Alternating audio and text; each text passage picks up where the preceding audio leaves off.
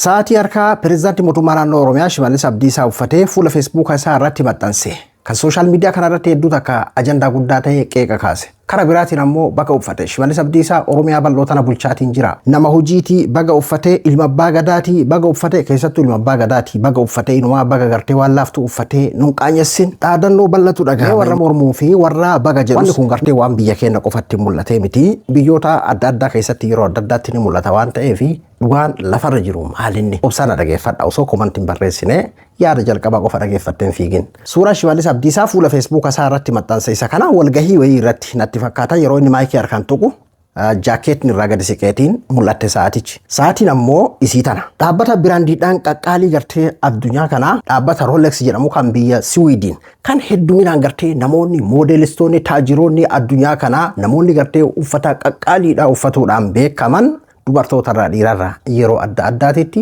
gariin ajajaan ordaraan hojjechiisiifatanii maqaa isaaniitiin kan gartee uffatan kan isaan malee namni biraan qabna jechuudha. Akkasuma gartee moodeelotuma magaalarra jiru kanarraa bitatanii kan uffatanis yeroo adda addaatitti ni mul'ata. Namoota gartee beekamoo keessaa yeroo adda addaatitti maqaa Rolex waliin kaka'aman keessaa muraasa yoo laalle fakkeenyaaf Kiristiyaanoo Roonaaldoo dhaabbata Rolex haati manaa isaatiif innis uffatuudhaan beekamu. Ajajaan warra tolfateerraa mallaqa guddaadha jedhameeti warra tilmaamamu keessaa tokko. Akkasuma pireezidaantii Ameerikaa Doonaald Tiraamp kan maqaa Rolex dhaabbata kanaa waliin ka'amu ordaraan gartee kan isa malee namni hin qabne tolfatee namoota uffatan keessaa bulchiinsa keessallee yoo fudhanne Tiraamp nama tokko. Fakkeenyaaf jenna malee taajiroonni namoonni beekamoon adda addaa kan gartee waan qaqqaaliidhaa fayyadamuudhaan beekaman hedduutu uffatu. Hedduutu gartee ittiin beekamu sooshaal miidiyaa karaatti illee ajandaa ta'an. Hubannumaaf dhaabbata Rolex kanneen keessaa moodeelota qaalii keessaa GM2 Master Markituun kan amma gartee pireezidaantii mootummaa naannoo Oromiyaa Shimallis Abdiisaa uffatee ajandaa ta'e kun isa tokko. Moodeelotuma GM2 kana keessaa tokko adiidha. Adiin kun yeroo hedduu meeta kan jennu san jechuudha. Jiddu galeessa gatiin isaa. Kabiraa halluu gooldii kalaa dahabaa jechuudha. Warqiidhaan tolfame jedhameeti himamaa irra qaaliidha. Akkasuma kan moggaan lameen ammoo adii ta'eeti. Jidduun isaa ammoo gooldiilleen jira. Akka amma pireezidaantii mootummaa Oromiyaa Shimallis Abdiisaa uffatee kun amma moggaan lameen adiidha. Jidduun gooldii jechuudha. Meetaa fi birrii fi warqii wal keessaan kan tolfame jechuudha. Duuba sa'aatiin kun tilmaamaan 15,000 irraa haga 25,000tti tilmaamama. Ka amma akka Shimallis Abdiisaa ofirraa qabuutuun jechuudha. Inshoraansii fi kaffaltiilee adda addaa kan isa jala deemu waliin jechuudha. Akkuma makiinaa fa'aatti akkuma gartee qabeenya biroo gurguddaatitti inshoraansii qabaa beeki kaawwantichi yoo bade kan bakka buufattuun jechuudha. Naa gatiin isaa 15,000 akkas jedhamee 14,000 jetti tilmaamama. Gartee ammoo yeroo inshoraansii fi wantoota adda addaa irratti daddabalame haga 25,000 ni gahaa jedhameeti tilmaamama. Tole duuba amman tana eega gartee miidiyaa irratti gadi bahameetiin qeeqame kan Shimallis Abdiisaa jalqaba Zahabashaa natti fakkaata namni waan kana dhiyeesse isa duratti illee kan dhiyeesse jiraatu danda'a. Anuu fi jalqaba kan argee kan Zahabashaati. Warri qeequu fi warri qabeenya biyyaa akkanatti gartee dhumaatiin jira jedhuuf namoota deebisaa kennan hedduu agarree. Ilma abbaa gadaati baga uffate kunummaa ilma abbaa gadaa irraa ni tola. Jaalan haga feete gartee faarsee bulaa ta'e haga feete gartee mootummaa kanas jaaladhu haga feete gartee fakkeessaallee ta'e uf jaalachiisaallee fakkeessi. Mee ammati yeroo gartee maqaa saba uummata miskiina kanaatitti gartee as qabdee wanni kun hagam sirriidhaa sirrii miti yoo xiqqaate arraan tana yeroo qarooma kanatti Google irra seenteetiin hin laaltu wanni kun sirriidha moo sirrii miti dura addan baafattu ammoo maqaa sabaatiin wal qabsiisuu maaltu hafide akka pireezidaantii tokkootitti akka gartee bulchaa paartii badhaadhina keessaa bahee tokkootti pireezidaantii tokko gooteen dubbattu ilma abbaa gadaatii fi sa'aatii maaltu walitti fide silaa kun waan dursa warrummaan mootummaa deeggaruyyuu dubbatuudha malee jedheetiin fudhaan akka gartee biyyoota biroo keessatti agarreerattillee kun waan siyaasaatii miti waan ta'eef maqaa paartii sanii balleessaa maqaa paartii sanii gartee muusinnaadhaan quufa sadarkaa kanarra gahame biyya akkasii biyya hiyyeetti sanirratti gartee haala akkana kanan bulchitoonni godhama waan jedhamuu fi inumaa silaa isin dursa warri gartee dubbatuudha malee paartii keessaa qeeqni akkasii itti ka'e osoo jedhame akka bareedu warruma gartee mootummaa kana deeggaru keessaa qeeqni akkasii itti ka'e osoo jedhame hedduu bareeda jedheetiin yaada sirriidhaallee jedheetiin fudhaan garuu isa kanallee akkuma gartee kaleessa waa'ee siyaasaa Oromotu biyya bulchaa Oromotu akkas godha akkuma jedhamu sanii wal qabsiifte ilma abbaa gadaatii baga uffate tole abboo gaabii abbaa gadaa sanii maal inni waan abbaa gadaatiin wal qabatu waan fafaqaanyii akkana tan ammoo fiddeetiin gartee fakkeenyaaf ittiin ufdaadu inumayyuu ummataan wal qabsiisu. Tole duuba maaliif irraa dubbatama biyya tokko sadarkama fedhetti haa ta'u wantoota qaqqaalii faaya qaqqaalii uffata qaqqaalii tokko uffatuun akka gartee akkamatti uffatemaa fi wanjala yookiin ammoo yakka hin jedhamu. Garuu ammoo maaliin bitateedha amma dubbichi. Amma fakkeenyaaf Shimallis Abdiisaa osoo gartee gara pireezidaantummaa kanatti hin dhufin duratti yoo gartee qabeenya gahaa nama qabu taate qabeenya isaa ka beekame jechuu kiyya kamalaan nuti jennu osoo hin taane.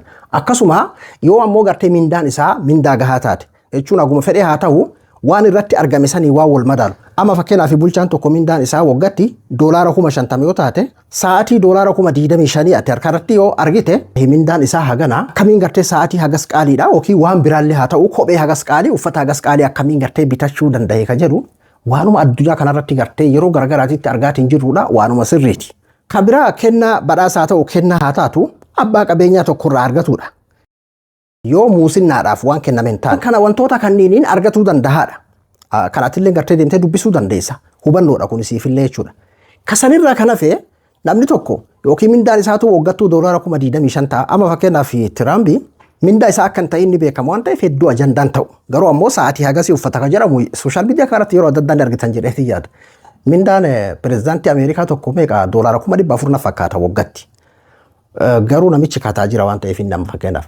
Amma duuba Shimallis Abdiisaa mindaan isaa meeqa ka jiru ani hin beeku. Qabeenya mootummaatii waa waliin qabanne yoo taate waan achi dura qabu taate uffatuun haqa isaatii ilma abbaa gadaatii miti ilma abbaa jinnillee haa ta'u ilma abbaa faanollee haa ta'u haqa isaati. Kennaa namarraa argatuu danda'a dhugaadha nama gartee bakka guddoo jiru yoo argate yoo karaa sirriitii yoo ta'e jechuu kiyya. Sanirraa kan hafe qabeenya mootummaatii yoo ta'e qaanyiidha. Kun silaa gartee waan nadhooysiidhaati. Warrummaan gartee amma biyya bulchu warrummaan bilisiginaatis wannummaan kanarra gurguddoolee yoo jiraates sadarkaa itti gartee harkarratti mul'ate ani hin beeku akkaataa akeeka isaanii. Harkarratti gartee mul'ateetiin akkas waan ifa bahe san irratti ni cal'isan jedheetiin hin yaadu. Ilma abbaa gadaa yoo ta'e bar qabeenya biyya guddoo sanii gartee eeguudhaaf qabeenya gartee biyya guddoo sanii akka guddatu goruudhaaf waan biroo dagadhatee amma kanumarra dubbataa jirra. Qabeenya biyya sanii eeguudhaaf kunuunsuudhaaf adaraa uummataa amaanaa uummataa san tiisuudhaaf kan inni achirra jiru jechuudha. Malee qabeenya uummataatiin faaya ittiin uffatuudhaaf yookiin ammoo warqii ittiin uffatuudhaa miti. Kun ammas namoota gurguddaa irratti an akka qaanyeetti fudhama akka sadarkaa biyya keenyaatitti. Bulchaan tokko addunyaa kanarratti gartee fakkeenyaaf makiinaa qaqqaaliitii yoo kan socho'u ta'e mana gartee akkas qaaliidhaa keessa kan jiraatu ta'e walumaa galatti waan addaa waan qaaliidhaa hawaasa keessa hin jirre tokko gartee uffateetii yoo deeme biyyoota gartee sanuu bulchaa biyya miskiina akkasiisan ta'e biyya akka Itoophiyaa san ta'e uummata gartee akka Oromoo kan gartee har'aan tana ayyoon Oromoo meeqaatam gartee karaa waan nyaattee bultu yoo hin qabne biyya san bulchaatii miti anaafiyatiin taran kun iyyuu sa'aatii warqiidhaa uffannee yoo maqabaanne yoo jechuu kiyya jecha gartee amma dura Qananiisaan dubbate tokkoon na yaadachiise dhugaa dubbachuuf anin qaba jedhee biyya akkasiisan keessatti makiinaa qaalii uffadheetiin deemuun ilma daadaa eessuma kiyyaa fira kiyyaa irratti gartee akkasiin deemuuni suni gartee waan narraa mul'atu miti inni sunii fi anillee gartee garaagarummaan qabnu biyya akkasii keessatti narraan tolu jedhee dubbatee ture. Garuu bulchaa taatee sanu hoggansa taatee hoggansa uummata akkasiisan taatee akka ati amma ilma abbaa gadaati pirezidaantii mootummaa naannoo Oromiyaati jettee ittiin dhaadattu kana osoo hin tahin qaanyiidha kun. Faha guddoodha. Ka biyyoota taajira biyyoota gurguddaa keessatti waan akkana ajandaa taate oola.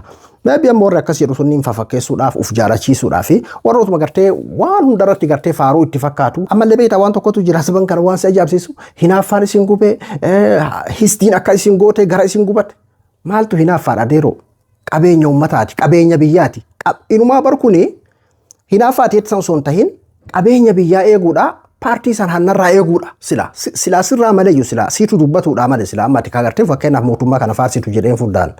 Yoo kun waan siyaasaatii miti waa'ee qabeenya biyyatti waa'ee qabeenya uummataati waan ta'eef jechuu kiyya. Garuu inumayyuu gara dhaaduutti as fiddee biyya miskiina san bulchaa namni tokko sa'aatii harkarraa warqiidhaan gartee tolfateetiin uffatuuni fafa guddaadha. Yoo wantoota amma jenne kanneen irraa kan isa dhaqqabe taate qabeenya isaa kan gartee dhuunfaa isaa yooma qabeenya dhuunfaa isaa taate iyyuu ammoo akkuma jenne kana biyya akkasii keessatti atu laali ufumaa keetti atummaan deebisaa ofii kenne. Mee isin maaltu isinitti dhagahama? Komantii jiran naa barreessaa Abduu Moobala biraan qophii biraatti wal deebinutti nagaannaa tura.